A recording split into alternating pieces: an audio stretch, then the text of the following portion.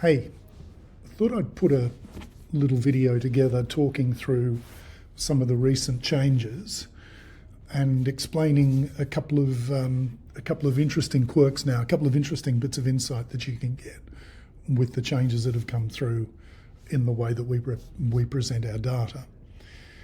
So I've picked a couple of different swims here just to show you some things.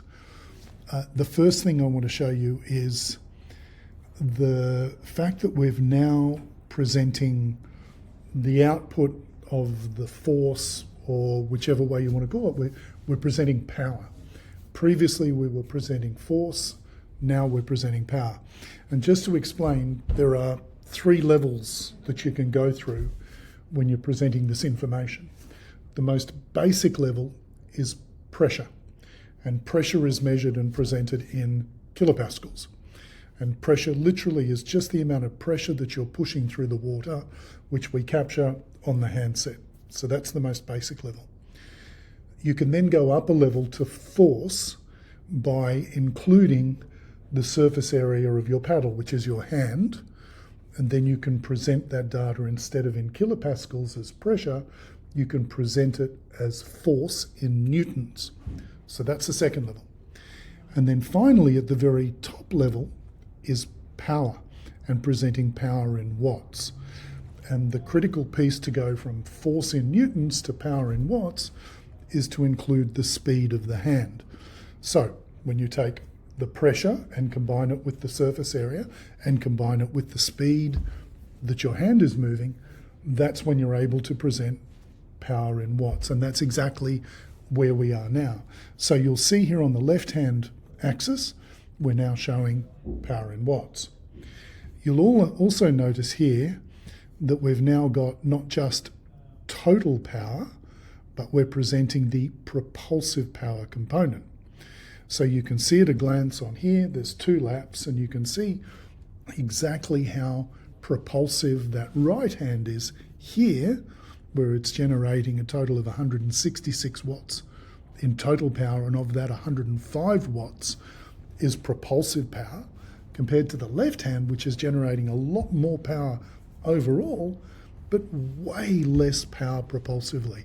There's only 63 watts in propulsive power. Now, as well as that, I'll point out a couple of other things. So these are the normal metrics that we present anyway, but you'll notice here that we've got the average power per stroke, and that's across an average of both hands across all laps, the whole swim. And so the average of this person's power is 165 watts across both hands. That's just a very high level power average metric for every single stroke on average. As well as that, we're also able to calculate and present the amount of work that the athlete does across the swim, which in this case is almost 3,500 joules. That's 3.3 kilojoules of work. And we've also now got the average propulsive percentage, again, between both hands across all laps of just over 50%. Usual story on the stroke rate. We're showing the stroke rate here, and he was going with a little bit of anger, as you can see, with a almost 50 stroke rate. Not the fastest sprint stroke rate, but certainly giving it a bit of welly.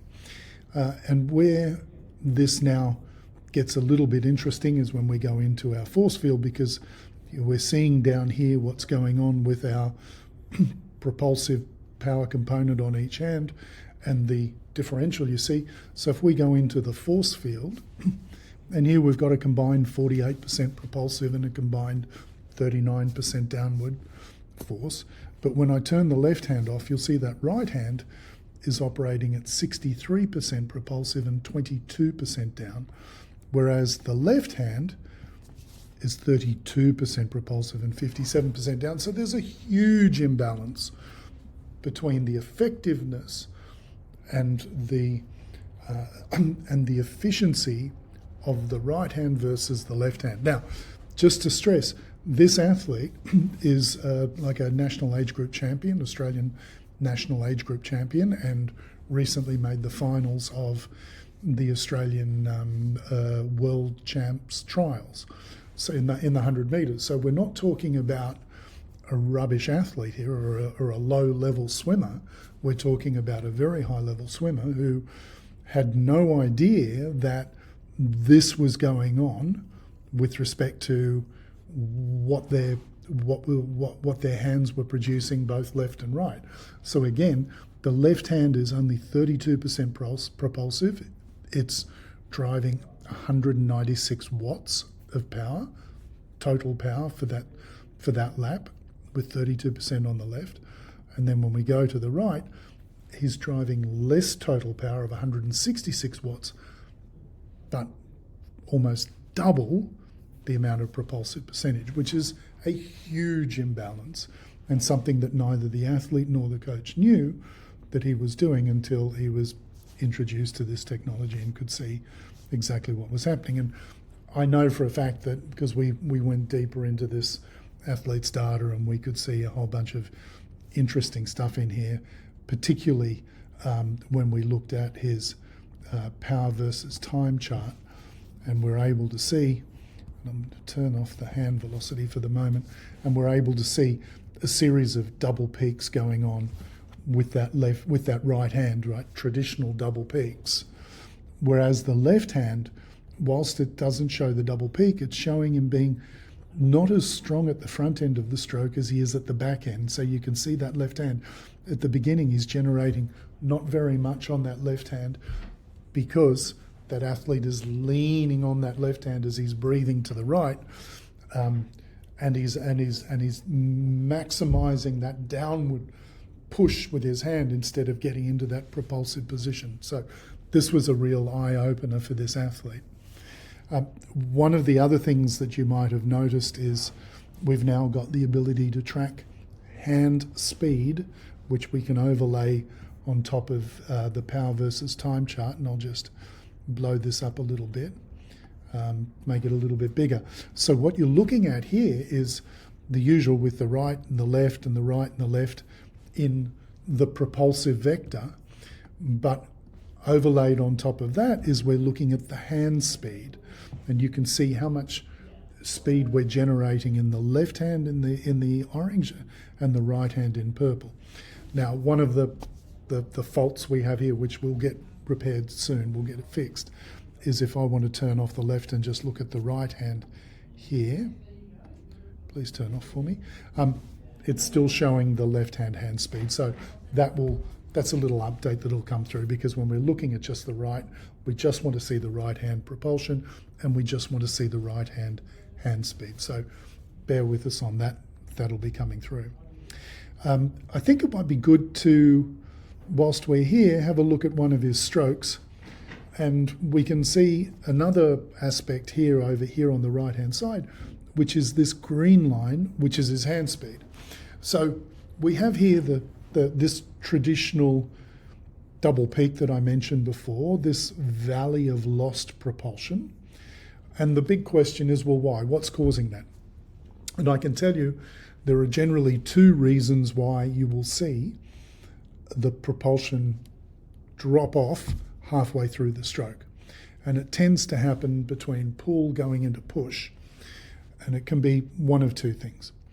I'm going to pop his lateral power on here as well as his propulsive.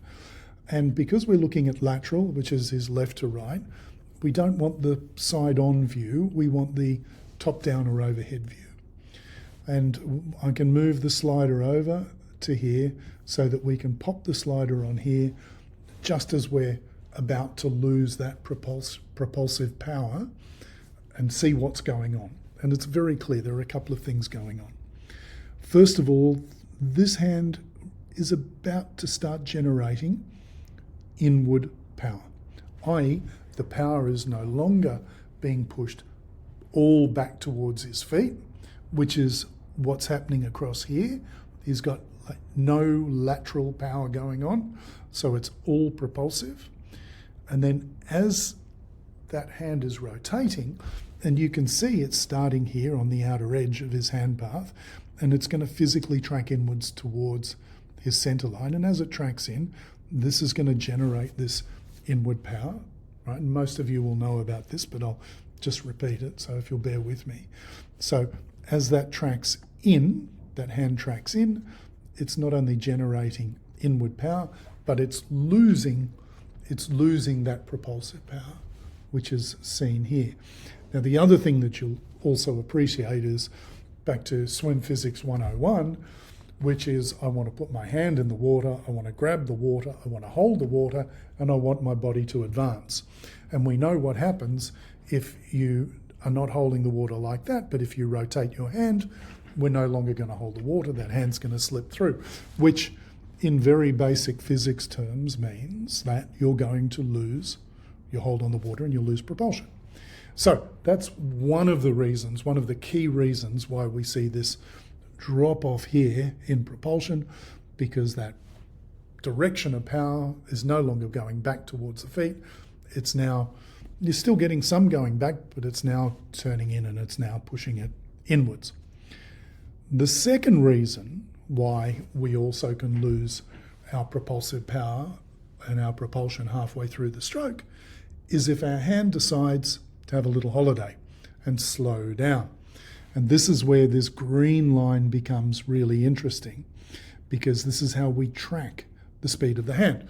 What we're looking for is we're looking to grab that water, hold that water, and accelerate that hand speed all the way through the stroke. Sorry, keep bumping this bloody table with my knee.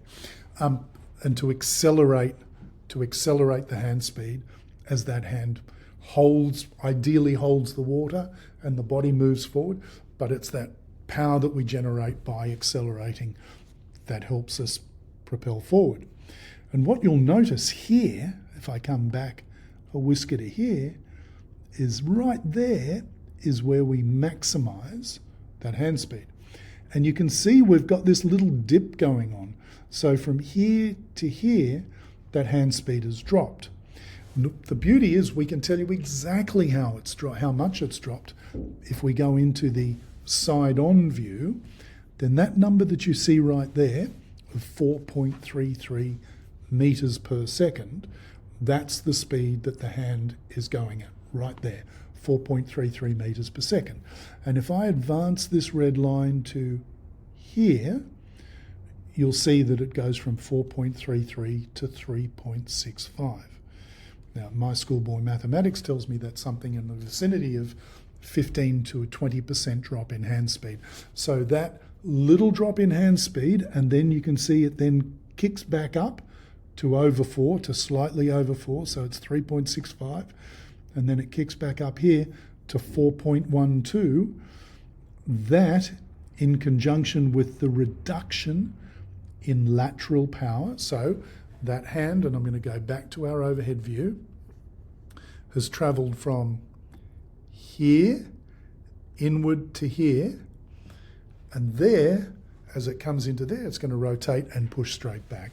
And so it's a combination of the rotation of the hand, the ongoing reduction of lateral force, so that inward facing power is now prioritized and transferred to be pushing backwards, in conjunction with this slight increase, which I think was 3.75 to 3.65 to 4.1. So we're talking about somewhere between 10 and 15% increase in hand speed and acceleration. That has resulted in the second peak and the double peak. So the ability to be able to read this and read the position of what's going on, how it's happening, and where it's happening offers this extra great bit of insight for you now.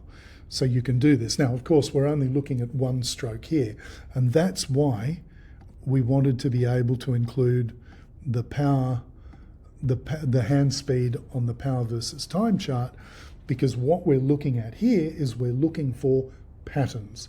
We're looking for repeatability. We're looking for what's going on with each. And you can see quite clearly, if I turn off the hand speed, you can see this pattern on the right-hand side of the double peak.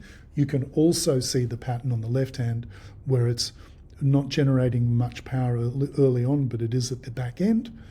And sometimes I see athletes that are vice versa. They've got one hand generating a lot of propulsive power at the front and they're weak at the back on one hand, and the other hand is weak at the front and then strong at the back. It's not unusual, particularly when we're talking about the impact of the breath. So I think this is a great little case study, if you like, of how you can identify exactly what's going on. We look for patterns, because what we don't want to do is we don't want to overanalyze one stroke if it's not representative of the majority of the strokes. It doesn't have to be every single one, but we're looking for patterns as it goes across. I might try and change over now to another interesting little bit of insight that you can pick up in here. This is another little swim that I was looking at. This is actually in an endless pool. So that's why there are so many strokes that you can see along the bottom, because in the endless pool, obviously you don't have laps. So this chap has just swum.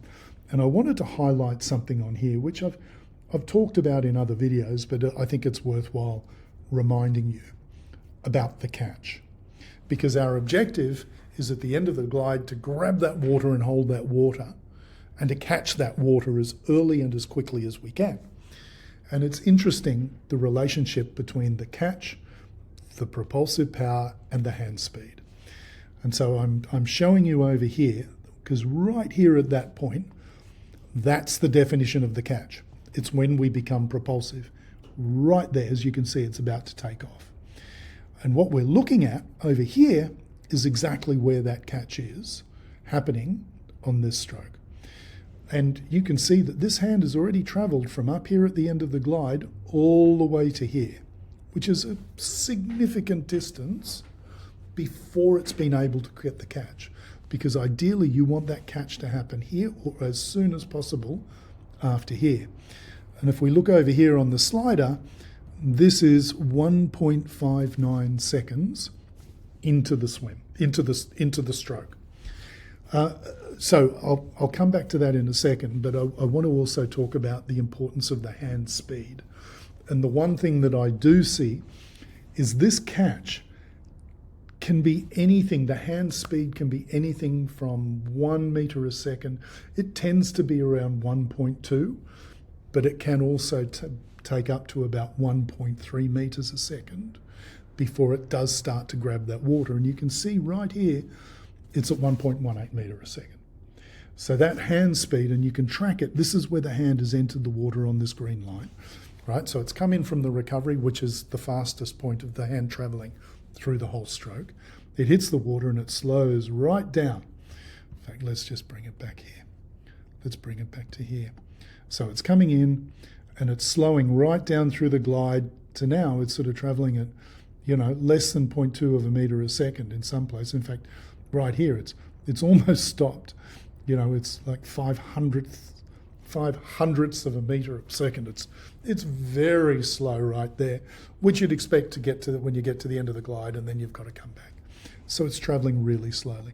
Then it starts to pick up, and it starts to accelerate, as you can see on this green line, but it's not yet at a point and travelling at a speed. It's less than 0.5 metre a second, which is not yet at a point where it's going to catch.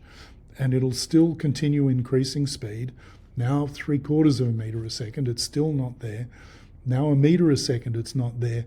But when we go to here, and it's now, as you can see, that's where it's hitting. It's 1.19. That's where the hand is. And that's a really important thing to understand and to know, is what that hand is doing and how fast it's travelling before it can get that catch and hold that water. And if we look here, this is at 1.6 seconds into the stroke. And if I bring it back to the end of the glide, it's at 0.86 seconds. So that's 0.75 of a second that hand has moved with zero benefit. So there is no benefit from that hand moving from here to here, no benefit at all, where it tracks from there in the middle down to here.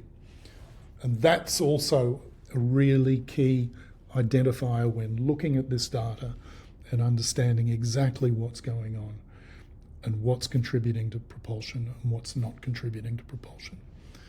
It's all about, in this case, the hand pointing in the right direction. In fact, let's have a look at what's going on laterally.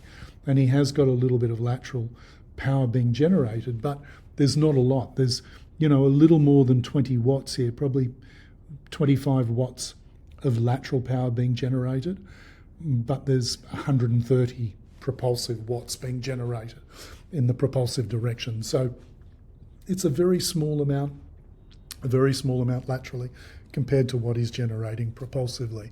It's not unusual, and I quite see sometimes where the athlete is generating almost as much lateral power as he is propulsive power. And that's a huge indicator as well of a very inefficient technique, which will show up in the force field.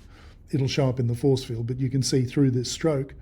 In fact, let's have a look at where this lateral is happening in his stroke. Yeah, which is quite weird that he's got inward power being generated as that hand is physically tracking outwards, which means that hand, whilst it's tracking outwards, is tracking like this because it is generating some inward lateral, only a small amount. So really, it wants to be facing back as opposed to that little roll of the hand facing in. But like I said, I thought it was be really good to show you some of this data, talk about the inclusion of the hand velocity, what that means, how we're looking for these patterns between the left hand and the right hand, and being able to make judgment calls about technique change based on the repeated opportunity of what's going on, particularly with this right hand of these double peaks, and also making sure that we all understand the importance of the power and how we measure the power and the relationship between pressure, force, power, kilopascals, newtons, watts. So the last thing I will show you, and I think I've got it here. Yes, I do. This is not yet released. This is going to be released over the course of the next week or two, which is this little blue button up here on the top right-hand side. And that little blue button is EO Intelligence. And so you'll be able to literally click that button and it will download an AI report. Let me see if I can pop one up here that I was looking at a little bit earlier. Right here. Right. So it'll literally pop up a report like this, which will take your data, and our AI data interpretation engine that we've been working on for a long time is able to then read that data. And this is a swim, as you can see, 750 metres, and it gives you a snapshot and explains in layman's terms, hopefully in layman's terms, not too scientific, I hope, exactly what's going on in here and what you can see, what you can do about it. Then it gives some insights, and the insights explains a few of the charts, as you can see, the power versus time, the stroke rate and power, and the force field. And then now it also tells you what you can work on, and it addresses it ideally in priority, eliminating the double peak, the bilateral asymmetry, improving the application of the force, and enhancing stroke efficiency. And then some commentary about the big picture. And eventually, we haven't yet refined this, but eventually we'll also include links to drills specifically. And the last thing I'm going to show you is now the ability to be able to upload your data. So if you're a customer of TrainingPeaks, you can literally go into your settings. So if I come back to here and go into my settings and into my account, you'll see I've connected my TrainingPeaks to my EO account. So if you're a TrainingPeaks user, or particularly a triathlete, once you connect here, it automatically will result in all of your swim data immediately going into your TrainingPeaks account. And there, where you're looking at your cycle and your run data, which is displaying your power in watts, now you can have your swim data in exactly the same language. So that should, I think, that should hopefully give you enough to think about and understand what's going on. Thanks very much for those of you that have made it through these 25 minutes. I'm sorry it's taken so long, but I wanted to make sure that I was communicating it as clearly as I can. Good on you. Thank you. Bye.